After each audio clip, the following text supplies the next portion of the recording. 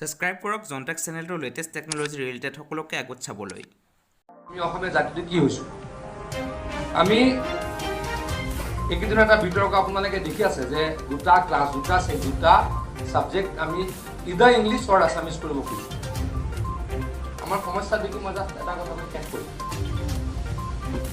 আমি অংক আৰু বিজ্ঞান অপচনেল, কোনোবাই অসমীয়াটো পঢ়িব পাৰে, কোনোবাই ইংলিছতো পঢ়িব পাৰে, এইটো কৰিব খুজিছো।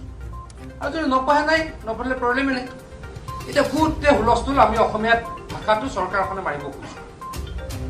এতিয়া যিকেইখন পেপাৰত সেই নিউজকেইটা দেখিছে তেওঁলোকৰ বা টিভিত য'ত ওলাইছে তেওঁলোকৰ ল'ৰা ছোৱালীকেইটা, কোনোবা মেবি সাংবাদিকো হ'ব পাৰে, কোনোবা শ্ৰদ্ধাৰ বুদ্ধিজীৱীও হ'ব পাৰে, কোনোবা শ্ৰদ্ধাৰ মালিকো হ'ব পাৰে, তেওঁলোকৰ ল'ৰা ছোৱালী কিন্তু ইংলিছ মিডিয়ামত পঢ়ে।